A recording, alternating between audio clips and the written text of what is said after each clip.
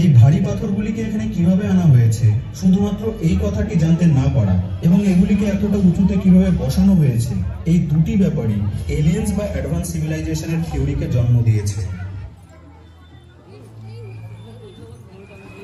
সকল দর্শনার্থীকে অনুরোধ করা হচ্ছে আপনারা ধীরে ধীরে মণ্ডপের ভেতরে প্রবেশ করুন এবং আমাদের মাতৃ প্রতিমা দর্শন করুন এবং আমাদের মণ্ডপের পিছন থেকেই বায়ু বেরোনোর জন্য যে দরজা করা রয়েছে আপনারা সেই থেকেই বাইরে থেকে বেরোবেন।